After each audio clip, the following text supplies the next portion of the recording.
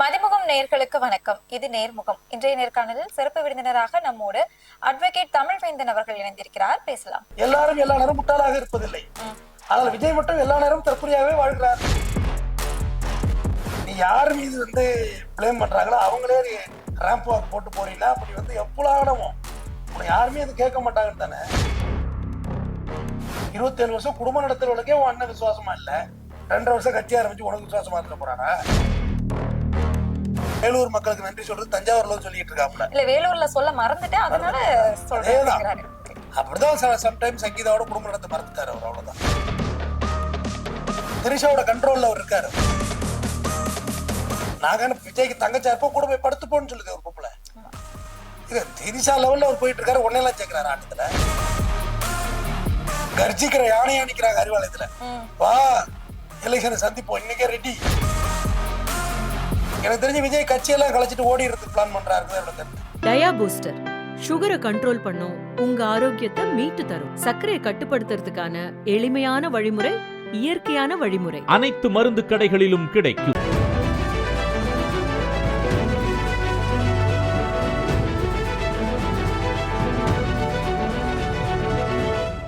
வணக்கம் சார். வணக்கம். நேர்முகம் நிகழ்ச்சியில சந்தித்ததுல ரொம்ப மகிழ்ச்சி. அதான் சரியான நேரத்துல போட்டு தாக்குறாங்க அப்படின்னு சொல்ற மாதிரி தான் சங்கீதாவை சொல்லணும். ஏன்னா தாவேக்கா இன்னைக்கு மகளிர் தின சிறப்பு கொண்டாட்டம் நிகழ்ச்சி நடத்திட்டு இருக்காங்க. ஆனா இன்னைக்கு போயிட்டு மறுபடியும் செங்கல்பட்டு நீதிமன்றத்துல ஒரு மனு கொடுத்திருக்காங்க. இந்த மாதிரி என்ன வீட்டுக்குள்ள சேர்க்க மாட்டாங்க விஜய், எனக்கு நீலாங்கரை வீட்டுல இடம் வேணும் அப்படின்னு கேட்டிருக்காங்க. எப்படி பாக்குறீங்க? இல்ல, அவங்க கரெக்டா தானே கேக்குறாங்க. டிவோர்ஸ் ஆகிற வரைக்கும் பொண்டாட்டி தான். வேற வீடு கொடுக்கணும், இல்லாட்டி வாடகையாவது கொடு. அவங்க ஒரு வீட்டுல இருக்குது வாடகை கொடு, ரெண்டு கொடு. அவங்க லண்டன்ல இருந்து இப்படி எப்படி போவாங்க இங்க? அது பெரிய அவங்களுக்கு பொருளாதார ரீதியாகவும் சிரமம், வந்துட்டு போறது கஷ்டம் இல்ல. அதனால அவங்க ஒரு பெட்டிஷன் கொடுத்துருக்காங்க கூடுதல. அது மாதிரி வீட்டுல இடம் கொடுக்கன்னு சொல்லி அவ்வளவு பேர் தங்குறாங்க. கார் பார்க்கிங்ல புசி ஆனந்தா தூங்குறாரு. அது மாதிரி அவங்க தூக்கிட்டு போட்டுமே ஒரு இடத்துல ஒரு வீட்டுல. அது எத்தனாயிரம் ஏக்கர் உள்ள வீடு இருந்துட்டு போட்டுமே அவங்களும்.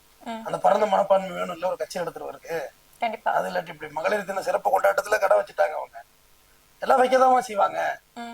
ஏமா நம்ம ஒரு பொது வாழ்க்கைக்கு வந்தா அது விமர்சனங்கள் ஆளாகத்தான் வேணும். அது நீங்க என்னதான் தவிர்த்தாலும் விமர்சனங்கள் சர்ச்சைகள் வரும்.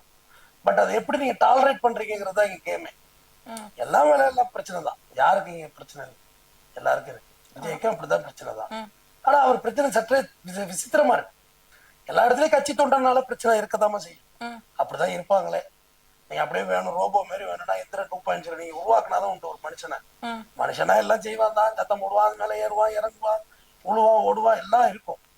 அது எப்ப இருக்குன்னா நீங்க ஒரு நல்ல லீடர்ஷிப் இருக்க வரையும் அந்த பிரச்சனை இருக்கு. நீங்க ஒரு நல்ல லீடர்ஷிப் எழுந்து பேசுறீங்கன்னா, உதாரணத்துக்கு வைகோ ஐயா வச்சு அவர் மேடல ஏறி பேசினா பின் டிராப் கீழே விழுந்த சவுண்டு கேட்கும், டம்முன்னு கேட்கும். காரணம் அவர் பேச்சு கேட்கறது உட்காந்துருக்காங்க, வேற ஒண்ணும் உட்காந்துருக்கு. அவர் என்ன சினிமா நடிக்கிறான்னு அதெல்லாம் ஒண்ணு வக்கீல். அவர் பேசுறத கேட்கணும், அவர் கருத்தியலை கேட்கணும், சித்தாந்தத்தை கேட்கணும், அவருடைய எழுச்சியை கேட்கணும். உலக அரசியல் எப்படி இருந்துச்சு, உலக போர் எப்படி இருந்துச்சுங்கிறத கேட்கணும். நான் ஒரு இன்ஸ்பயர் ஆஃப் அட்வொகேட் காரணம் Vaiko one of the personality. ஆனா நான் அவர்களை பார்த்து ஒரு வைகோன்னா கோட்டெல்லாம் போட்டுட்டு ஒரு கர்ஜிக்கலாங்கிற ஒரு ஆசை தான். அப்ப இதுல இருந்து பிராக்டிஸ், அவர் லா காலேஜ் படிச்சதுல இருந்து தானோட ஒரு சிறந்த பொலிட்டீஷியனா உருவாகுறாரு. அதுதான் by birth politician. Stalin by birth politician, எல்லாருமே வச்சு பை பர்த் பொலிட்டீஷியன். பட் இவர் by birth is cine actor. அதான் நல்ல படம் போட்டா நல்லா பணம் வரும், காசு, நல்லா படம் நடிக்கலாம். ஆனா நம்ம எல்லாருக்கிட்டையும் பை பர்த் ஒரு ஃபாதர், பை பர்த் ஒரு மதர், பை பர்த் ஒரு grandma, by birth grandfather, இப்படி எல்லா கேரக்டரும் நமக்குள்ள இன்பில்ட்னு ஒண்ணு இருக்கும். நீங்க சொல்ற மாதிரி அந்த பை பர்த் பொலிட்டீஷியனா இருந்தா மட்டும்தான் அரசியல் கட்சிக்கு வரணும் அப்படின்னு ஃபிட்டா இருக்காங்கன்னு அர்த்தம். பொலிட்டீஷியனுக்கு ஒரு பெரிய டெடிகேஷன், தியாகம். அது நமக்கு இருக்காது, முடியாதுங்கிறது அவங்க இருக்காதுங்கிறது முடியாது. பொலிட்டிக்கல விமர்சனம் பண்ற நமக்கே அது முடியல, தாக்கு பிடிக்க முடியல. காலைல எத்தனை மணிக்கு நம்ம எழுந்துக்கிறோம், எத்தனை செய்தித்தாள் படிக்க வேண்டியதா இருக்கு, இது போக நமக்கு வர போன் கால்ஸ் பேசணும், இது போக ஒரு சேனல்ல இருந்து இன்னொரு இடத்துக்கு நகர்றதுக்கான டைம் இருக்கு. நம்மளாலேயே களைச்சு போயிடுது ஒரு கட்டத்துக்கு மேல. காலையில ஒரு பொதுக்கூட்டம் அட்டன் பண்றாங்க, ஈவினிங் ஒரு பொதுக்கூட்டம் அட்டன் பண்றாங்க. கட்சி ஆரம்பிச்சோன்னா சார் மாவட்ட செயலர் அங்காக்க போயிட்டானா, இவன் இங்காக்க போயிட்டானா, இது எல்லாமே பேலன்ஸ் பண்ணும். அது அவங்க கட்சியில அப்படி இல்லவே இல்லை. ஏன்னா தலைவரே தற்கொலை தானே. அதுல தொண்டன் தற்கொலையா இருப்பாமா எல்லா இடத்துலயும், தலைவனே எங்க தற்கொலை தானே. உங்கள் மீது அந்த அம்மாவுக்கு இவ்வளவு டெம்ப்ட் ஆயிருக்க மாட்டாங்க.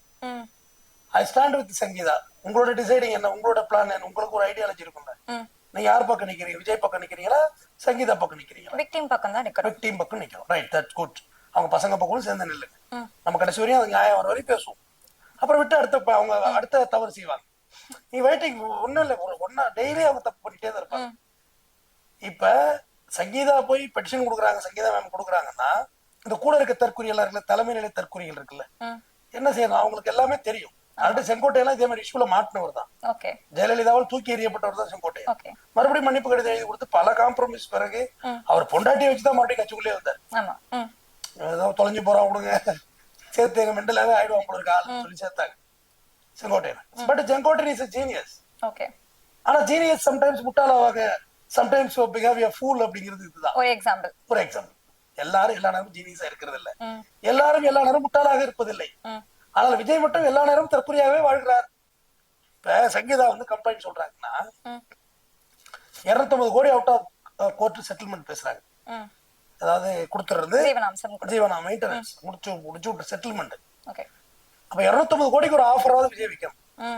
எலெக்ஷன் வரைக்கும் நான் போற ஃபங்க்ஷனுக்கு என் கூடவா, நீ பாட்டுக்கு தனி லாட்ஜில் தங்கிக்க, நான் தனி ரூம்ல தங்கிக்கிறேன். பட் எலெக்ஷன் வரைக்கும் கொஞ்சம் வா. ஆனதா 27 வருஷம் என்னோட வாழ்ந்து நாசமா போயிட்டு வாழ்க்கை. இன்னொரு 1 மாதம் சேர்ந்து வாழ்ந்துறதுல என்ன ஆயிடும்? நீ வா, ஒரு ரூம்ல இரு, உனக்கு என்ன சோபன்ட்டு இருக்காங்க, எல்லாம் என்ன பண்ண போறாங்க. அப்படி இதுதானே ஒரு ஜென்யூனான டீலிங். நீ யார் மீது வந்து பிளேம் பண்றாங்களோ அவங்களே ரேம்ப் வாக்கு போட்டு போறீங்கன்னா அப்படி வந்து எப்பலானமோ உன்னை யாருமே அது கேட்க மாட்டாங்கன்னு தானே. இது நமக்கு ஒண்ணும் கோவம் வர வேண்டியது, அவங்க கட்சி தொண்டர்களுக்கு தான் அதுல கோவம் வரணுமே. ஆமா, வீட்டுக்கு ஒரு விஜய் இருப்பாங்க, என்ன கூட அடக்கலாம், விஜய் அடக்க முடியாது. விளக்கமாத்தல் அடிப்பாங்கம்மா வீட்டுல. இல்ல இப்போ அவங்களே விளக்கமாத்தால் அடிக்கிற மாதிரியான கேள்விகளை தான் இப்ப விஜய் பார்த்து கேட்டுட்டு இருக்காங்க ரசிகர்களுமே. அவங்களுமே திருப்பிட்டாங்க விஜய்க்கு எதிராக. 2 நாளா எனக்கு ரொம்ப சந்தோஷமா இருக்கு. இந்த புரிதலை உண்டு பண்றது தான் நானும் ஸ்டாம்பேட்ல இருந்து கத்துறேன். ஸ்டாம்பேட் வரைக்கும் நான் விஜய் ஒரு நாள் கூட எடுத்து பேசுறது கிடையாது. நிறைய பேர் அப்படி ஸ்டாம்பேட்க்கு அப்புறமா மாறி இருக்காங்க. நான் திரையில் பார்த்த ஆகச்சிறந்த கலைஞன், நான் பார்த்து ரசிச்சதுல கமலஹாசன், ரஜினிகாந்த், விஜய், அஜித், தனுஷ், அந்த வரிசையில விஜய் ஒருத்தர் ஆகச்சிறந்த திரைக்கலைஞன். அதுக்காக உன்னை எடுத்து கண்ணுல குத்திக்க முடியாதுதான். ஆமா, நீ நல்ல விஷயம் தான். அதுக்காக நான் என்ன செய்யும், இந்த லைட்டு குறிப்பிட்ட தூரத்துல இருந்தாதான் என்ன அழகா காமிக்கும். கிட்ட வச்சா கண்ணு போயிடும், சூடு தாங்க. அதை காண்டி எல்லாம் போட்டுக்கிறோம்ல. சோ அது மாதிரிதான் விஜயும். விஜய் வந்து நான் ரசிச்ச கலைஞன்ல ரொம்ப நல்ல கலைஞன். ரொம்ப டப்பி மூஞ்சி, நம்ம மூஞ்சி மாதிரி தான், சாதாரண மூஞ்சி, கேவலமான விமர்சனத்துக்கு எனக்கு ரொம்ப வாழ்க்கையில இல்ல சில பேரை பிடிக்கும். ரொம்ப அவமானப்படுத்தி ஜெயிக்கிறான் பாத்தியா, அவன் எனக்கு ரொம்ப பிடிக்கும். அவமானப்பட்டு ஜெயிக்கிறவன் ரொம்ப ஸ்டெடியா ஜெயிப்பான். பட் விஜய் நான் அப்படிதான் நினைச்சேன். ஆனா அவர் அவமானப்படுத்தி செய்யல. அவங்க அப்பா எஸ்ஏசி ஜெயிக்க வச்சிருக்காரு, ஒரு வீட்டை வித்து ஒரு படம் எடுத்திருக்காரு. இந்த சங்கீதமும் தற்கொலை தானே, ரசிகையா வந்து தானே கல்யாணம் முடிச்சு லண்டன்ல இருந்து. இவர் இப்படி இருப்பாரு அப்படிங்கறது அவங்களுக்கு ஆரம்பத்துல தெரியாது இல்லையா? ஸ்கிரீன்ல இருக்க மாதிரி ரியல்ல இருக்க மாட்டாங்க. ஸ்கிரீன்ல வேற மாதிரி இருப்பாங்க, அள்ளி அள்ளி கொடுப்பாங்க. இந்தா நீ இப்படி எல்லாத்தையும் கொடுத்துட்ட, ஒண்ணுமே இல்ல அப்படின்ட்டு போவாங்கம்மா இமாச்சல பிரதேசத்துக்கு. ஆனா லைவ்ல அப்படி இருக்க மாட்டாங்க, அவங்க வேற மாதிரி இருப்பாங்க. இப்ப நான் இப்ப பேசுறேன்னா 24 hours என்ன இப்படி எதிர்பார்த்தா இப்படி. எனக்குள்ளே ஒரு எளிய மனிதன் இருப்பான், எனக்குள்ளே ஒரு நோயாளி இருப்பான், எனக்குள்ளே ஒரு கோபக்காரன் இருப்பான், எனக்குள்ளே ஒரு பாசக்காரன் இருப்பான். இருக்குதானே உள்ள. நீ எப்படி என்கிட்ட தூக்கி நாட்டை கொடுத்துருவியா? அதேதான் விஜய்கிட்ட கேக்குறேன். விஜய் என்ன செஞ்சாரு, சர்க்கார் படத்துல தூக்கி இதெல்லாம் போட்டு உடைச்சாரு, மிக்சி வாஷிங் மிஷின் உடைச்சாரு. அந்த அம்மா இல்ல இருந்தா தெரிஞ்சிருக்கும். ஒரு பிட்டு படம் வந்திருக்காது இல்ல, ஃபர்ஸ்ட்ல கூட வந்திருக்காது இல்ல. அப்புறம் தலைவாவுக்குதான் போய் கட்சி கூத்தானே. அப்புறம் போனோம் உன்னை ஆளுங்க இப்ப ரொம்ப ஸ்கில்டு பர்சனாலிட்டியா இருக்கணுமா. அது உங்க வீடா இருந்தாலும் சரி, உங்க அப்பாவா இருந்தாலும் சரி, உங்க வீட்டுல வந்து உங்க தலைமகன் தடுமாறிட்டான்னு வச்சுக்கோங்க. ஏன் வந்து நம்ம வந்து தலைமகனை வந்து ரொம்ப ஸ்டடி பண்றாங்க? ஏன் உங்க அப்பா வந்து உங்க அம்மா பேம்பர் பண்ணிக்கிட்டே வருவாங்க. எல்லாரும் வீட்லயும் நடக்கிறது தான். காரணம் தலைவனை தள்ளாடிட்டா அந்த வீடு நடக்காது. அவங்ககிட்ட எல்லா பழக்கமும் இருக்கும், ஆனா அது பிள்ளைங்களுக்கு தெரியாம பாத்துக்குவாங்க. சரி விட, அந்த மரியாதை அப்படிங்கறது மெயின்டைன் பண்ணிட்டே வரணும். இவர் இப்படி சொல்றாங்க, இந்த விஜய் மேடத்தை வந்து த்ரிஷாவோட சொல்றாங்கன்னு சொல்லிட்டு நயினார் நாகேந்திரன் சொல்லிட்டாருன்னு சொல்லி நயினார் நாகேந்திரன் எதிராக நோட்டீஸ் விடுறாங்க. இந்த விர்ச்சுவல் வாரியர்ஸ் யூடியூப்ல எல்லாரையும் மிரட்டுறாங்க. அவங்களுக்கு எதிராகவே பேசக்கூடாது. பேசுனீங்கன்னா இந்த போடுறாங்க அப்படி ஒரு கமெண்ட் எல்லாம். இது சங்கீதாவை பார்த்துமே போட்டிருந்தாங்க சமீபத்துல. கேட்டவங்களா உங்க அண்ணிடாது 27 வருஷம் குடும்ப நடத்துறவங்களுக்கே உன் அண்ணன் விசுவாசமா இல்ல, 2 வருஷம் கட்சி ஆரம்பிச்சு உனக்கு விசுவாசமா இருக்க போறாரா? அரசியல்ங்கிறது டெடிகேஷன் சொன்ன தியாகம். அரசியல்வாதி பொண்டாட்டி இருக்காங்கல்ல, அவங்களுக்கு தான் தியாகி பட்டமே. இவங்களை எப்ப பாக்குறாங்க அவங்க வீட்டுல? ஒரு பொலிட்டீஷியனுக்கு வந்து எவ்வளவு உடல் நோய் இருக்கு, போய் மருத்துவ ஹிஸ்டரி எடுத்து பாருங்க. இன்னைக்கும் எல்லாம் முடியாத போதும் இன்னைக்கு வந்து புலிகளுக்கு எதிரான இதை வந்து நீக்கணும்னு சொல்லி வைகோ கோர்ட்டுக்கு வந்துட்டு போறாரு. அவர் ஏஜ் தளர்ந்துட்டு, காலம் எவ்வளவு வயசாயிட்டு, இன்னைக்கு அந்த தொடர்ந்து அந்த பிரச்சனையை வந்து ஹேண்டில் பண்ணிக்கிட்டே இருக்காரு. இன்னைக்கு ஸ்டாலின் அவர்கள் பாருங்க, முதலமைச்சர், அவர் வயசான இன்னைக்கு காலைல பார்த்தா ஒரு இடத்துல பாலம் திறந்துகிட்டு இருக்காரு, அங்க பார்த்தா சாயந்தரம் மாதுரையில மேலாட்டில் இருக்காரு, அடுத்த நாள் பார்த்தா விடியாலையும் ஃபிளட்ல வந்து நிக்கிறாரு. எங்க எப்படி தூங்குறது, எப்ப போறது? அது ஒரு டெடிகேஷன்மா. நீங்க யூஸ்வலான ஒரு ஹஸ்பண்டை நீங்க எதிர்பார்க்கவே முடியாது. எந்த ஃபீல்ட்ல டெடிகேஷன் பண்ணவங்களுக்கும் வீட்டுல அப்படி இருக்க முடியாது. கண்டிப்பா என் பிள்ளைகள் கேட்கிற சின்ன சின்ன ஆசைகள் கூட என்னால நிறைவேற்ற முடியாதுதான். டைம் இருக்காது, டைம் இல்ல. காலைல மெரினா பீச் வந்து அழைச்சிட்டு போகிறான், 5 மணிக்கு லீவு நாள் தான், 5 மணிக்கு அழைச்சிட்டு போயிட்டு மீன் வாங்கிட்டு வருவோம். இது பிளான் பண்ணி வச்சுட்டு படுத்ததுதான். பட் காலையில என்டையரா என் ப்ரோக்ராம் தலைகீழா பிறழுது. இங்க வந்து உட்காந்துருக்கோம், லஞ்ச் பிரேக் ஆகிட்டு, லஞ்சு இதுக்கு பிறகு போய் சாப்பிடணும், அதுக்கு அடுத்தது பயணிக்கணும். இது ஒரு எளிய மனிதனுக்கு ஒரு வழக்கறிஞருக்குள்ள வேலை. இதுக்கு பிறகு கோர்ட்டு கேஸையும் பார்க்கணும். டெடிகேஷன் வீட்டுல உள்ளவங்க அட்ஜஸ்ட் பண்ணி தான் ஆகும்.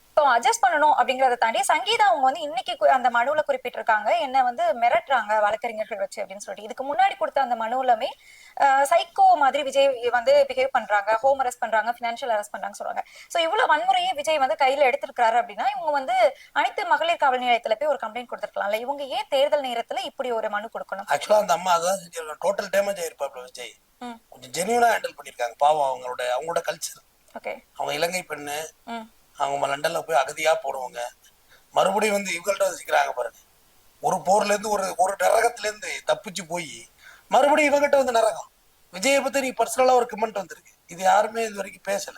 விஜய் செக்ஸுவல்ல ரொம்ப மோசமான வல்கரா நடந்துக்குவாருன்னு ஒரு தகவல் சொல்றாங்க. ஒரு பெரிய ஊடகம் தான் பேசுது அதையும். ஓகே, நம்மளை கேட்டா நீ போய் விளக்கு பிடிச்சியாம்பா, நான் விளக்கு பிடிக்கல, உங்க அண்ணனுக்கு வேணா நீ போய் விளக்கு போடுற, ஏன்னா எனக்கு அது வேலையா? அதையும் சொல்றா, கடிச்சிருவாரு விழுந்து. அதனாலதான் சங்கீதா அவங்க டைவர்ஸ் பண்றாங்கன்னு சொல்றாங்க. பட் இதெல்லாம் இன் கேமரா ப்ரொசீடிங்ஸ், தனியா கூட்டு விசாரிப்பாங்க கோர்ட்ல, ஒரு ரூமுக்குள்ள. அவங்களும் கேட்டிருக்காங்க சங்கீதாவுமே. அது இன் கேமரா ப்ரொசீடிங்ஸ் விசாரிப்பாங்க. பட் இப்படி எல்லாம் ஒரு விஷயம் பரவிக்கிட்டு இருக்குள்ள நீ அதே சேம் புடவை சேம் வேட்டி கட்டிட்டு வர்றனே உனக்கு ஆன வழிச்சாட்டி இருந்தானே. எனக்கு தெரிஞ்சு விஜய் கட்சியெல்லாம் கழிச்சிட்டு ஓடிறதுக்கு பிளான் பண்றாரு என்னோட கருத்து. மக்களே வெறுத்து காரி துப்பிடணும்னு முடிவு எடுத்துட்டாரு. அப்புறம் எதுக்கு அந்த கட்சியை ஆரம்பிக்கணும்? இத்தனை நாள் அந்த ரசிகர்களை பின்னாடி வர வச்சு 41 பேர் இறந்திருக்காங்க கரூர்ல. மொத்தமா அரசியல் ஆரம்பிக்கிறது ரொம்ப ஈஸி நினைச்சிட்டாங்கம்மா. அது ரொம்ப கஷ்டம். அது பெரிய யுத்தம். அது தொடர்ந்து நீங்க போராடிட்டே இருக்கணும். காலையில பார்த்தா எதுக்கு என்ன ஸ்டாண்ட் எடுக்கிறீங்கன்னு தெரியும். ஒன்னு நடந்துகிட்டு இருக்கு. இன்னைக்கு கேஸ் சிலிண்டர் விலை ஏறி இருக்கு. இன்னைக்கு ஈரான்ல போர் நடக்குது. எங்கேயே என்னமோ ஆனா எங்கேயே நெறிக்கட்டுமான்னு கிராமத்துல ஒரு பழமொழி சொல்லுவாங்க. எங்க நடந்தது எங்க விலை ஏறிட்டு இருக்கு. அடுத்து பெட்ரோல் டீசல் விலை ஏறும்.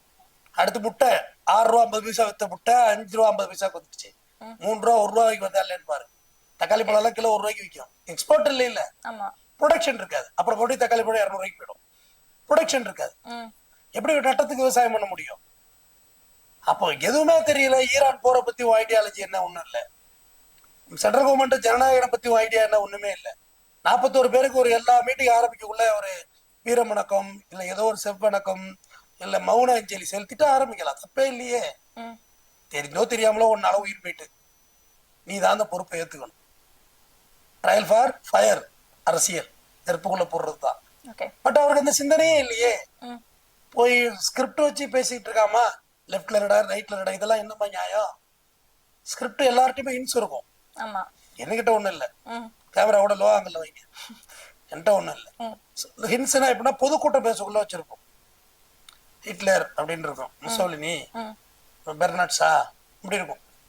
அப்ப பார்க்கக்குள்ள ஹிட்லரை பத்தி ஏதோ நமக்கு தெரிஞ்சதாக சொல்லணும், பதிவு மீட்டிங் ஒத்துதான் இருக்கணும், சம்பந்தமே எல்லாம் பேசிட்டு இருக்க கூடாது. அவர் அப்படிதான் பேசிட்டு இருக்காரு. வேலூர் மக்களுக்கு நன்றி சொல்றது தஞ்சாவூர்ல சொல்லிட்டு இருக்காப்ல. இல்ல வேலூர்ல சொல்ல மறந்துட்டேன், அதனால சொல்றேன். அப்படிதான் சம்டைம்ஸ் சங்கீதாவோட குடும்பம் நடத்த மறந்துட்டாரு அவர். அவ்வளவுதான். சங்கீதாவோட குடும்பம் நடத்தாம போட தப்பு இல்ல. ஆனா ஒரு பிளேம் பண்ண உள்ள அவங்களோடய நீ சந்தோஷமா கும்மி அடிச்சுட்டு வர்றேன்னா ஏஜிஎஸ் கல்யாணத்துக்குன்னா அது எப்படி இருக்கும் பாதிக்கப்பட்டவங்களுக்கு? அவர் என்ன சொல்ல வராரு அது மூலமா? நீங்களே வெளிப்படுத்திட்டீங்க, இனிமே நான் ஏன் பயப்படணும் அப்படிங்கிற ஒரு மனநிலையா? இல்ல, திரிஷாவோட கண்ட்ரோல்ல அவர் இருக்காரு. திரிஷா இதான் சரியான நேரம் அந்த வண்டியில ஏறது. 41 பேரை கொண்டு சொல்லாம ஒரு பஸ் வச்சிருக்காருல ஒரு சுந்தரா டிராவல்ஸ், அதுல ஏறதுக்கு தான் சரியான சந்தர்ப்பம். ஓகே. சங்கீதா டிஸ்கனெக்ட். அவங்க ஒரு 10 வருஷத்துக்கு முன்னாடி அவங்களோட வீடியோ ஒண்ணு இருக்கு. ஆமா. சிஎம் ஆகுறாங்க. சிம்பு சொல்லுவார்ல, அப்ப புரியல இப்ப புரியுது. இப்ப புரிஞ்சிருக்கு எல்லாருக்கும். அடுத்தவங்க எல்லாம் பொதுச்செயலாளர் அறிவிக்கப்பட போறாங்க. இந்த விஷயத்துல புசி ஆனந்த் ஆதவர்ஜினாவே ரிவர்ஸ் ஆயிட்டாங்க. செங்கோட்டையனுக்குலாம் தர்ம சங்கடம் ஆயிட்டு இது தலைகீழா குதிக்கிறாரு விஜய்னு முடிவு எடுத்துட்டாங்க. தலைமையர் கூட இல்ல காப்பாத்துறது, மொட்டை மண்டை தெரிச்சு போட ரோட்ல இது தலைகீழா குதிக்கிறாவா, பேக் ஃபயர் ஆயிடும். இல்ல விஜய் பேர்ல மட்டும்தான் அலிகேஷன்ஸ் இருக்கா? ஏன் டிஎம்கேல இல்லையா, ஏடிஎம்கேல இல்லையா? இது எல்லாமே ரசிகர்கள் கேக்குறாங்களே. இது ஒரு நல்ல வியூ. இது ஏடிஎம்கேல கடைசி விஎன் ஜானகி தான் மனைவியாக டிக்ளேர் பண்ணாரு எம்ஜிஆர். வேற யாரையும் கூட்டிட்டுலாம் போல டெல்லிக்கெல்லாம். அவங்களும் விஎன் ஜானகியே இருந்தாங்க. அவங்களுக்குமே 2ஆம் தரம் தான். ஏன் விமர்சன பொருள் ஆகல? அவங்க எம்ஜிஆருக்கு நேரம் நிக்கல. கலைஞர் சொல்லுவாங்க 3 போட்டி கட்டல, எந்த போட்டி போய் கம்ப்ளைண்ட் கொடுத்தாங்க சொல்லுங்க. மனைவி ரிவர்ஸ் ஆகுறது இதுதான் ஃபர்ஸ்ட் டைம் இந்த பொலிட்டிக்கல் ஹிஸ்டரியிலேயே. பொண்டாட்டி ரிவர்ஸ் ஆனது இவங்களுக்கு தான். சீமான் இருக்காருல்ல, அவருக்கு விஜயலட்சுமி தான் கம்ப்ளைண்ட் கொடுத்தாங்க. பட் கயல்வழி அக்கா எந்த இடத்துலயும் கம்ப்ளைண்ட் கொடுக்கல. கயல்வழி அக்கா கம்ப்ளைண்ட் கொடுத்துருந்தா சீமான் லாக்கு தான், அடிச்சு இழுத்து மூடி இருப்பாங்க, க்ளோஸ் தான். ஆனா அவங்க கொடுக்கலையே. அவங்களே தான் பச்சையா சொல்றாங்களே பிரஸ் மீட்ல, இவ்வளவு பொம்னாட்டி இருக்க ஊர்ல இவதான் கிடைச்சாலடா அவனுக்கு பழகிறதுக்கு. அவங்க ஸ்டாண்ட் வித் சீமான் தான் இருக்காங்க. அதான் கயல்வழி ஸ்டாண்ட் வித் சீமான். அம்மா இந்தாம்மா நீ அவங்க யாரோட சபாநாயகரோட பொண்ணுமா அது, காளிமுத்தண்ணன் பொண்ணுமா அது, எவ்வளவு விஷயம் தெரியும். அவங்க வீட்டுல அட்வைஸ் பண்ண மாட்டாங்க. உன் அப்பாரே பயங்கரமான ஆளுதான், ஏதாவது குடும்பத்தை நடத்துறியா ஆண்டி தேவையில்லாம அப்படின்னு. அதுதான் நிலைமையும் கூட. ஏன் சீமான் அதுல ஓவர் கம் ஆனாரு? கயல்வழி இவங்க பக்கம் என்ன, அதுதான் இங்க பிரச்சனை ஆயிட்டு. இப்ப திரிஷா இவர் மேல கம்ப்ளைண்ட் கொடுக்குறாங்கன்னு வைங்களேன், யார் மேல, விஜய் மேல. நீ சொல்லலாம் திமுக இயக்குது, திரிஷாவுக்கு ஒரு 100 கோடி கொடுத்து. இப்பவுமே சங்கீதா இத்தனை நாள் விட்டுட்டு அவங்க டிசம்பர்லயே கம்ப்ளைண்ட் கொடுத்திருக்காங்க. இப்பதான் அது பூம் ஆகுது. இத்தனை 2011லயே 21லயே உங்களுக்கு தெரியும்னு சொல்றாங்க. 3 வருஷம் கழிச்சு எலெக்ஷன் நெருங்கும் போது கொடுக்குறாங்க. அப்ப இவங்க பின்னாடி யாராவது அவங்க கிளியரா சொல்றாங்கம்மா, நான் வெயிட் பண்ணிட்டு இருந்தேன் திருந்துவாருன்னு. 2 வருஷமா பார்க்கவே விடல இவங்க எல்லாம் கூட்டிட்டு. இப்பயும் இல்ல வீட்டுக்குள்ள விட மாட்டாங்க. சிம்பிளா முடிக்கிற விஷயத்த ரொம்ப குதாகடி ஆக்குறீங்கம்மா. நாசுக்கா கையாளணும் சில விஷயத்த. அதான் இருக்குதான் செய்ய. செல்லூர் ராஜன் இருக்காருல்ல, தெர்மாகுல் விஞ்ஞானிமா. ஆமா தெரியும், நல்ல மனுஷன், ரொம்ப நல்ல மனுஷன். தனிப்பட்ட முறையில ரொம்ப நாகரீகமா பேசக்கூடியவர். நீங்க எல்லாம் பேட்டி கேட்டா கொடுப்பாரு, யாரு கேட்டாலும் கொடுப்பாரு. அவர்கிட்ட கேட்டப்ப என்னென்ன இப்படி தொக்கா சிக்கிட்டீங்கன்னு பாண்டே கேட்டாரு. தம்பி இது ஒரு விளம்பரம் தானே தம்பி, ஒரு அரசியல்வாதியா இருக்கிறது ஹெத்திக்கான இடம். எவ்வளவு கிண்டல் கேலி வன்மம் எல்லாத்தையும் ஃபேஸ் பண்ணணும்லமா, அசால்ட்டா பதில் சொல்லணுமா. கலைஞர் தோத்துட்டாருமா தேர்தல்ல, போய் கேக்குறாங்க மக்களை இப்படி தோத்துட்டீங்களே என்ன சொல்றீங்க. வாக்களித்த மக்களுக்கு மகிழ்ச்சி என்றால் எனக்கு மகிழ்ச்சி. பிரஸ் மீட் முடிஞ்சு போச்சு, வேற என்ன கேட்க போறான்ட்ட. தோத்தாச்சு, மக்கள் ஜனநாயக நாடு ஓட்டு போட்டிருக்காங்க, அவங்களுக்கு ஹாப்பி. எனக்கு ஓட்டு போடல, அவங்களுக்கு யாருக்கு பிடிச்சிருக்காங்களோ அவங்களுக்கு ஓட்டு போட்டிருக்காங்க. மகிழ்ச்சினா எனக்கு மகிழ்ச்சி தான், போட அப்படி போயிட்டே இருந்தார். அதுதான் கையாளுது. பிரஸ் கையாளு. இன்ன வரைக்கும் பிரஸ் மீட் வைக்கலாமா? அப்பைக்கு எப்ப வச்சா கூட கொஞ்சம் கொஞ்சமா குற்றத்தை கழிச்சுக்கிட்டே வந்துடலாம். மொத்தமா வச்சீங்கன்னு வச்சுக்கோங்க, ஒட்டு மொத்தமா கேட்பாங்க.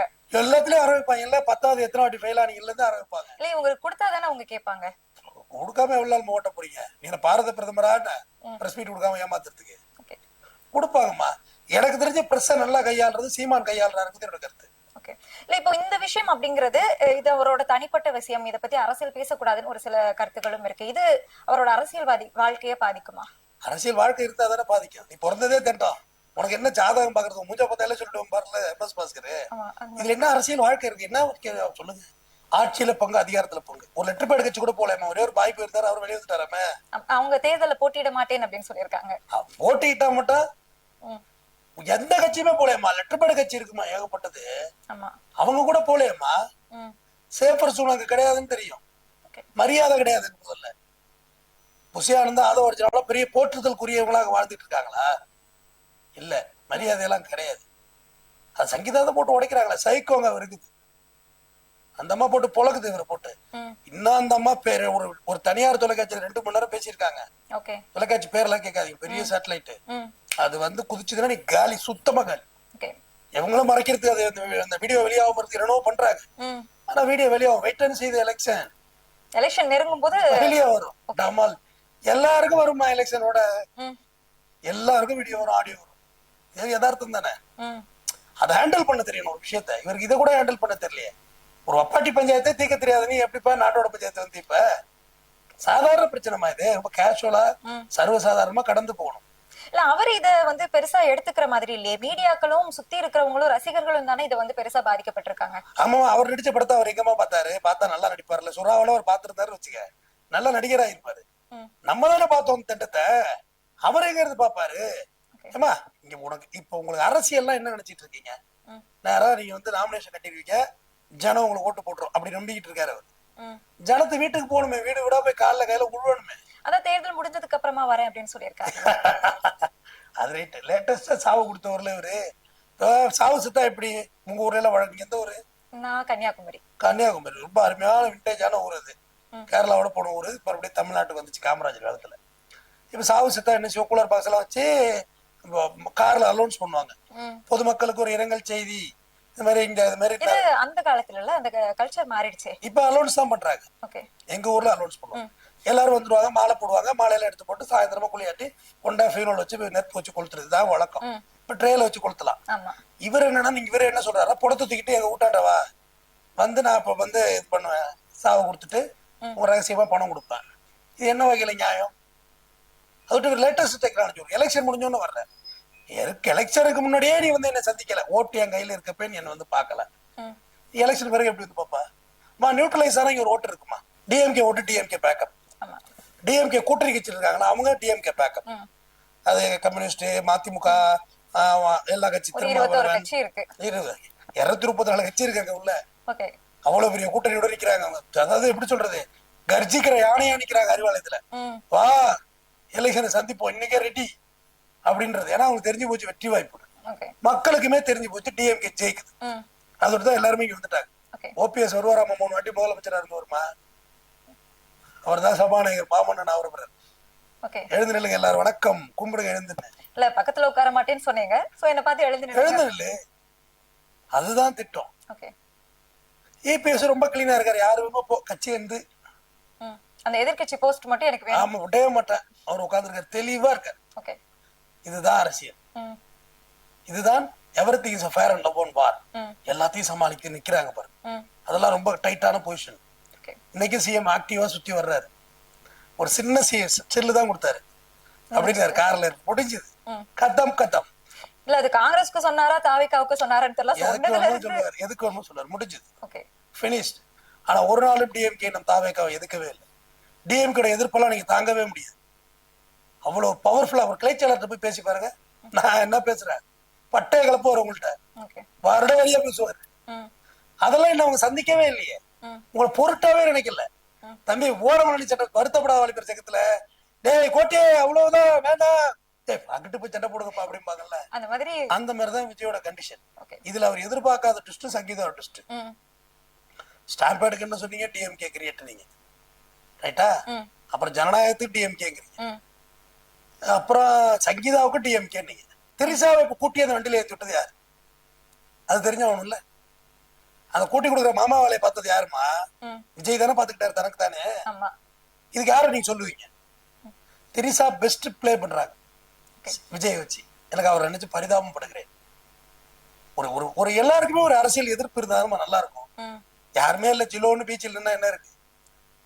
நான் மட்டும் ஃபர்ஸ்ட் ஒரு ரன்னிங் ரேஸ் ஒரு ஆள் ஓடினா நல்லா இருக்குமா? நல்லா இருக்காது. அண்ணா கோஸ்டா ஜெயிச்சிடலாம். அண்ணா போஸ்ட் நீ சமமா ஓடியாரணும், அந்த அண்ணாவும் ஓடியாரணும். அப்பதான் வந்து இப்ப நான் மட்டுமே சோலோ இன்டர்வியூ எப்படி இருக்கும்? நல்லா இருக்காது, அது ஒரு மாதிரி இருக்கும். நானே தான் எல்லா பெர்ஃபார்மன்ஸும் பண்ணணும். நீ ஒரு கேள்வி கேட்கல, ஒரு கூடுதலா ஒரு பையர் வந்துகிட்டே இருப்பாங்க, அந்த பை எலெக்ஷன் மாதிரி கூடுதலா இருந்துகிட்டே இருக்கும். அந்த மாதிரி விஜயே இருக்கட்டும்ங்கிறதா என்னோட கருத்து. ஆனால் எங்களை ஆள்வதற்கு இல்ல, வாழ்வதற்கே தகுதி இல்லாத மனுஷன் நீ. இது ரொம்ப கடுஞ்சொல் நான் சொல்ற வார்த்தை. காரணம் 41 பேர் செத்த கில்ட்டி கான்சியஸ் ஒன்று இல்லையே, குற்ற உணர்வுன்னு ஒண்ணு இருக்கணும் இல்லம்மா. தோழர்களே, நான் 4 மணி நேரம் தரை வழியா மெட்ராஸ் போறேன். நான் ஏற்கனவே 41 பேர் கட்சி பலியாகி நிக்கிறோம். மீண்டும் மீண்டும் நீங்கள் செய்வது என்ன ரொம்ப மனவேதனைக்கு உள்ளாக்குது அப்படின்னு சொல்லணுமா இல்ல? ஒரு கட்சி தலைவர் வேலூர்ல குறிப்பிட்டிருந்தாரு, இந்த மாதிரி என் கார் பின்னாடி தான் வரக்கூடாது வான்னு சொல்றாரு. வரக்கூடாதுன்னா வான்னு அர்த்தம். போடா என்றது போய்விடுவதா மடையா? அதுக்கு வாடா என்ற அர்த்தம் காதல்ல. போடா என்ன பேசாத லவ்வர் சொன்னாக்க போயிடக்கூடாதா லவ்வர்? எவ்வளவு அருமையான கவிதை. மடையா அதுக்கு வாடா என்ற அர்த்தமா? என்ன ஒரு லிரிக்ஸ் இந்த வார்த்தை, காதல்ல. அதுதான் இவரு ஃபாலோ பண்றாரு. வான்னு அர்த்தம், வா என்னோட வா, அதுதான் அர்த்தம். ஓகே. நீ ஸ்பீக்கர் பாக்ஸ் மேல நிக்கிறவன நாய தற்குறிய என்ன சொல்லணும்? நீ கீழே இறங்கு அப்படின்னு சொல்றோம். அவன் யாருன்னு தெரியல, திமுக அனுப்பியிருக்காங்க செட்டப் பண்ணி, ஓகே. புடிச்சு கைது பண்ணுங்க அவனை அப்படின்னு சொல்லணுமா இல்லையா? இல்ல தாவேக்காவோட பவுன்சர் இருக்காங்கல்ல, தூக்கி போட்டாங்கல்லம்மா டிராம்ப்ல இருந்து வெளில, அது மாதிரி நாயை போட்டு கீழே தூக்கி போடு, போலீஸ்ல கொண்டு கூட அவன் மேல மீட்டிங்க குலைக்கிறான்னு நீங்க சொல்லணுமா இல்லையா? தஞ்சாவூர்ல பிளு விழுகுறாங்க, போலீஸ் வண்டி ரிவர்ஸ்ல வந்துட்டு இருக்கிறாங்க. அது ரிவர்ஸ் ஷாட்ரா, இந்த கேமராமேன் இருக்காரு கேளுங்க, அந்த ஷாட் வந்து ரன்னிங் ஷாட், அது அப்படிதான் இருக்கும். அப்ப நீங்க எதுலையுமே பாடம் கத்துக்கல, உங்களை சுத்தி சுத்தி கூட்டம் வருதுங்கிறது உங்களுக்கு பந்தாவா இருக்கு, பெருமையா இருக்கு அப்படின்னா உங்களோட எப்படி ஜேர்னி பண்றது? நீங்க தகுதியே இல்லை உங்களுக்கு. இத்தனை பேர் சேர்த்து 41 பேர் செத்துருக்காங்க. நேத்து ஒரு பொண்ணு பேட்டி கொடுக்குது, குப்பை அல்றவன் 3 படாட்டி வச்சிருக்கான். குப்பை அல்றவனா? அது என்ன மனநிலை? அதுதான் கேக்குறேன், அது என்ன மனநிலை? அது தூய்மை பணியாளர் கலைஞர் கருணாநிதி வச்ச பேரு. துப்புரவு பணியே தமிழ் தான், தூய்மை பணியாளர் இருந்துச்சாரு. அப்ப அது என்ன அவ்வளவு தெனாவட்டான ஒரு வார்த்தை? நாங்க விஜய்க்கு தங்கச்சா இருப்போம், கூட போய் படுத்துப்போன்னு சொல்லுது ஒரு பொம்பளை. இது திரிசா லெவல்ல அவர் போயிட்டு இருக்காரு, ஒன்னெல்லாம் சேர்க்கிறாரு ஆட்டத்துல. இது என்ன மனநிலை, என்ன உளவியல் இது? இவங்களை யாருமே எதிர்த்து பேசக்கூடாதுங்கிற ஒரு மனநிலையில இருக்காங்கம்மா. எவனே தெரியல, சோஃபேக்கையில கெட்ட வார்த்தை போட்டு திட்டிட்டு இருக்காங்க. இதுக்காகவே ஒரு ஐடி வங்கி செயல்படுது அப்படிங்கறதும் திட்டிக்கிட்டே இருந்து எவ்வளவு நாள் ஆக போகுது? நடுநிலையான நான் முதல்ல ஒரு பாயிண்ட் எடுத்தேன், டிஎம்கே ஓட்டு டிஎம்கே கூட்டணியோட விழுந்துரும், ஏடிஎம்கே பிஜேபி அவங்க ஓட்டு அவங்களுக்கு விழுந்துரும், முடிஞ்சு போச்சா? இந்த ஃப்ளோட்டர்ஸ் சொல்றாங்கல்ல, ஓட்டு போடுவோமா இல்ல ஓரஞ்சாரமா இருப்போமா இல்ல துபாய்க்கே போவோமா, இங்க எப்ப பார்த்தாலும் மட்டும் உரண்டை இருக்குதுன்னு பாருல வடிவேல உட்காந்துட்டு கிளிக்கு முன்னாடி அந்த மாதிரி இருப்பாங்க கொஞ்சம் பேரு. அவங்கதான் யாருக்கு ஓட்டு போடுவான்னு டிசைட் பண்ணுவாங்க. அவன் டிஎம்கேக்கு போடுவாங்க, ஏடிஎம்கேக்கு போடுவாங்க, தாவேக்காக்கு போடுவாங்க. அந்த ஃப்ளோட் இருக்குல்ல, மிதவை, அதுதான் தாவேக்கா பக்கம் ஒதுங்கணும். அந்த மிதவை நீங்களா இருக்கலாம், நானா இருக்கலாம், அந்த அண்ணாவா இருக்கலாம், யாரா வேணா இருக்கலாம், எல்லாருக்கும் எல்லா கசப்பும் இருக்கும். நீங்க அந்த மிதவை கூட கிட்ட வர வேண்டாத அளவுக்கு உங்க பேச்சு இருக்கு. என்னை திட்டுறதுலேயே வந்து சில பேர் வந்து, அண்ணா உங்க மேல ரொம்ப ரெஸ்பெக்ட் வச்சிருக்கோம், ஏன்னா அவரை திட்டுறீங்கன்னு சொல்ல கஷ்டமா இருக்கு எனக்கு. எனக்கு அது வருத்தம் இருக்கும், ஐயோ பாவம் மனசு கஷ்டப்படுறான் பாருன்னு. நானா நீங்க நல்லா பேசுவீங்கண்ணா, ஏன்னா இதெல்லாம் பேசுறீங்கன்னு எழுதுவாப்புல, அது எனக்கு வருத்தமா இருக்கும். டே அந்த மௌனம்னு எழுதுறேன், எனக்கு இன்னும் டென்ஷன் தானே ஆகும். நீ திட்ட நானும் பேசிக்கிட்டே தான் இருப்பேன். ஒரு கமெண்ட் சொல்றேன், ஒரு கமெண்ட் படிச்சா வருத்தமா இருக்கும்னு. ஆனா நீங்க நல்லா கிரைம் பேசுவீங்கண்ணா, சூப்பரா சொல்லுவீங்க, நிறைய இன்ஃபர்மேஷன் சொல்லுவீங்க, நல்லா இருக்கும் எனக்கு, இது வேண்டாமேம்பாங்க. சரி என்னடா இப்படி இருக்காங்களா, நமக்குன்னு ஒரு நல்ல மனசுக்காரனை காயப்படுத்துறமே. நீ கெட்டவரை சொல்லி திட்டா இன்டர்பிரட் த மிரர். நீ அவாவன்னு திட்டினா உன் கட்சி தலைவன் அவாவன் தான் சதைப்பேன் உங்களுக்கு. இதான் last interview warning by Mathimugam. நீ என்னை எப்படி திட்டியோ அப்படிதான் நானும் திட்டுவேன். ஒரு நாளும் பேட மாட்டேன், எதுக்கு அஞ்ச மாட்டேன். நீ என்ன செய்யறியோ, நீ நான் என்ன ஆயுதம் எடுக்க நீ முடிவு பண்ணு. கருத்து நான் வைக்கிற கருத்துக்கு நீ எதிர்கருத்து வை, நான் பதில் சொல்றேன். அதை விடுத்துட்டு நீ வந்து ஒருமையில பேசுறதுக்கும் என் வீட்டுல உள்ளவங்களை திட்டுறதுன்னா நானும் திருப்பி திட்டுவேன். இந்த வரைக்கும் Sangeetha ma'am, Trisha ma'am, Vijay sir அந்த மரியாதையா பேசுறேன். நீ அந்த மரியாதையை என்கிட்ட கடைபிடிக்கணும். நீ ஒருமையில பேசுனா நானும் ஒருமையில பேசுவேன். வார்த்தை தானே. நீ பேசுனா இருட்டுக்குள்ள உட்காந்துட்டு பிளாக் ஐடியில பேசுற, நான் உட்காந்து லைட்டுக்கு முன்னாடி பேசுவேன், கேமரா ஆன் பண்ணி வச்சு நல்லா லைட்டிங்ஸோட நல்லா குழு பெட்டியோட உட்காந்து பேசுவேன். பேச சொல்ற அவன் தலைவனை ஒரு மணி நேரம் ஸ்கிரிப்ட் எல்லாம் பேசணும். ஸ்கிரிப்ட் எல்லாம் பேசணுமா? யார் வேற ஆளுதான் உட்காந்துருக்க, ஸ்கிரிப்ட் இல்லாம பேசணும். ஸ்கிரிப்ட் இல்லாம மணிக்கணக்கா உரையாற்ற முடியும் வைகோ ஐயால, ஸ்கிரிப்ட் இல்லாம உரையாற்ற முடியும் கலைஞர் கருணாநிதியால, ஸ்கிரிப்ட் இல்லாம உரையாற்ற முடியும் முக ஸ்டாலினால, ஸ்கிரிப்ட் இல்லாம உரையாற்றி கொண்டிருக்கிறார் உதயநிதி. சின்ன பிட்டு பேப்பர் கூட கிடையாது. வர்ற பால் அப்படியே வாங்கி போடுறாருமா அவரு, பட்டாருன்னு.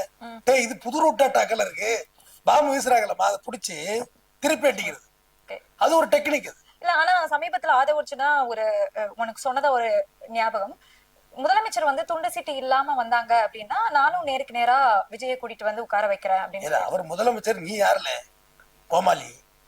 அவர் சிஎம்மா 234 தொகுதியில கண்டஸ்ட் பண்ணி அதுல பெரும்பான்மை எடுத்து வெற்றி பெற்று முதலமைச்சராக முத்துவேல் கருணாநிதி ஸ்டாலின் என்னும் நான் நின்றவரு.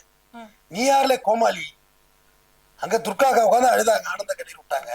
இங்க அழுகிறதுக்கே ஆள் இல்லையே, அதான் போயிட்டாங்களே கோச்சிக்கிட்டு, உன்னோட லண்டனுக்கு வாழ முடியாதுன்னு சொல்லிட்டு திரிசா தான் அடுத்த பொதுச் செயலாளர். அதுக்கான ஏற்பாடு பண்ணிட்டாங்க. விஜய்க்கு அரசியல் தெரியாது, திரிஷாவுக்கு அரசியல் தெரியும். பை பர்த் திரிஷா வேற. அவங்களுடைய கம்யூனல் பேக்கப் உங்களுக்கு தெரியும்னு நினைக்கிறேன். நான் சொல்ல வேண்டியதில்லை. அது அவங்க பேக்கப்லாம் வேற, அவங்கள சோர்ஸ் பண்ற டீமும் வேற. ஓகே. விஜயெல்லாம் அதுல தாக்கே பிடிக்க முடியாது. ரொம்ப பரிதாபத்துக்குரிய கண்டிஷன்ல திரிசாட்ட லாக் ஆகிருக்கிறாரு. இன்னும் நிறைய விஷயங்கள்லாம் இருக்கு அவங்களுடைய பர்சனல், ஓகே. அது பர்சனலாவே இருக்கட்டும். த்ரிஷா வந்து இன்னொரு ஜெயலலிதா அப்படிங்கிற ஒரு கருத்தையும் பார்க்க முடியுது. எப்படி பாக்குறீங்க இது? இது சிரிக்கிறதா கோவப்படுறதான்னு தெரியல எனக்கு. ஏமா என்னம்மா யாரையுமா கம்பேர் பண்ற? ஜெயலலிதா அவங்க கட்சியெல்லாம் கிடையாதுண்ணா, but she is iron lady. எவ்வளவு பேரை பார்த்தவங்க, எவ்வளவு கர்ஜனைகள், எவ்வளவு விமர்சனங்கள், தூக்கி பந்தாடப்பட்டவங்க, தூக்கி நிமிர்ந்து நின்ன அவங்களுக்கு பிடிக்காத ஒரு ஜென்மங்களே ஆனாது ஒரு கட்டத்துல. காலில் விழு, வா, என்ன ஆம்பளை, என்ன பெரிய மீசை வச்சிருக்கா, ட்ரிம் பண்ணு, காலில் விழு. காரணம் அவங்களே சொல்லியிருக்காங்க ஒரு இன்டர்வியூல. ஐ திங்க் பிரியங்கா சோப்ரா எடுத்த இன்டர்வியூ நினைக்கிறேன். Priyanka Chopra I am childhood நிறைய செக்ஷுவல் அபியூஸ் ஆளானு சொல்லியிருக்காங்க. அவர் தான் ஃபுல் கவர்டா ட்ரெஸ் போட்டிருப்பாங்க, ஃபுல் கவரா இருக்கும் அவங்க ஆடைகள். சின்ன பிள்ளையில பரதநாட்டியம் ஃபர்ஸ்ட் மார்க் எடுத்து அது என்ன ஸ்டேஜ் 10 வாட்டி எழுதியிருக்க. அந்த அம்மாவை கொண்டு எங்க அம்மா யாரோட கம்பேர் பண்றாடி? அந்த அம்மாவை இந்திரா காந்தியோட கம்பேர் பண்ணு, ஓரளவு மாடரேட்டா நான் எடுத்துப்பேன். அந்த அம்மாவை சசிகலாவோட கம்பேர் பண்ணுங்க, ஏத்துப்போம். சசிகலாவும் அயன் லேடி தான்மா. எடுத்து தமிழ் தேசிய சிந்தனை எல்லாம் ஜெயலலிதாவுக்கு வந்தே இருக்காது. அது வைகோயா போய் கொஞ்ச நாள் பாடம் நடத்தினாரு. ஓகே. சசிகலா நடராஜன் ஒருத்தர் இருந்தார், அவர் மறந்துட்டாங்க எல்லாரும். அவர் தான் முள்ளிவாய்க்கால் போன்ற இடம் வாங்கி கொடுத்தாரு. Jayalalithaa is powerful knowledge lady. ஏழைகளோட வழி தெரிஞ்சு முடிச்சிடறேன் இது நீங்க கேட்டதுனால. இது கம்பாரிசன் தப்பு நேர்களே, இது கம்பேரிட்டிவ் தப்பு. நான் அதுல உடன்படல. வீட்டுக்கு போற பாய்ஸ் கார்டு ரோட்ல ஒரு பாட்டி ஒண்ணு இட்லி கடை வச்சிருந்தாரு. ஒன் டே ஃபைன் அதை காணும். என்னாச்சு அந்த இட்லி கடை? காலைல பார்க்க சொல்லு என்னன்னு. அப்படின்னா காலையில அந்த இட்லி கடை அம்மாவை தேடி போறாங்க. தேடி போய் கொண்டாந்துட்டாங்க அந்த அம்மாவை. ஏன் என்னாச்சு இட்லி கடை போடல? நீங்க டெய்லி பாப்பேன் வீட்டுக்கு. அந்த அம்மாவோட எளிய என்னாச்சு, நான் டெய்லி பாப்பேன் உங்களை, என்னாச்சு கடை போடல? இல்லம்மா பாதுகாப்பு இல்லைன்னு சொல்லி எடுக்க சொல்லிட்டாங்கம்மா. இந்த இட்லி கடை ஆயா என்ன பாதுகாக்கல, இந்த இட்லி கடை ஆயாட்டதே நான் பாதுகாக்க பண்ணி எதுக்கடா கூட இருக்கீங்க? போலீஸ் ஆபீசர் சார், இட்லி கடை ஆயா எனக்கு பாதுகாப்பு இல்லைன்னா நீங்க அவங்கள்ட்ட இருந்து என்ன செக்யூர் பண்ணலாம், யார்கிட்ட என்ன செக்யூர் பண்ண போற? நீங்க போய் நாளைக்கு காலைல கடை வைங்க, அவனுக்கு 1 லட்ச ரூபா பணம் கொடு, இல்ல புது திங்ஸ் வாங்கிங்க, நாளைக்கு கடை வைங்க, யாரும் உங்களை கேட்க மாட்டாங்க. இதுதான் ஜெயலலிதா. ஒரு குழந்தைக்கு பால் கொடுக்கவில்லை, பேருந்து நிலையம் எங்கும் பாலூட்டும் அறைகள் கட்டியவள் ஜெயலலிதா. அம்மா உணவகத்தை கொண்டு பசி போக்கியவள் ஜெயலலிதா. யாரோட கம்பேர் பண்றீங்க? இவ தற்கொலைமாவ, அவங்க தலைவிமா, எதிர் சித்தாந்தத்துல இருக்கலாம். இது வரைக்கும் ஜெயலலிதான்னு தான் சொல்லியிருக்க மொழி. அவங்க யாராவது திட்டிருக்காங்களா? அந்த அம்மாங்கிற வார்த்தை இன்னைக்கு வரைக்கும் பிராட், யாருமே திட்ட மாட்டாங்க. தளபதி மு க ஸ்டாலின் கூட திட்டினது கிடையாது. அம்மா யாரும் பாரு. தொடர்ந்து பேசுவோம். நன்றி சார், நிறைய தகவல்களை பகிர்ந்துக்கிட்டீங்க.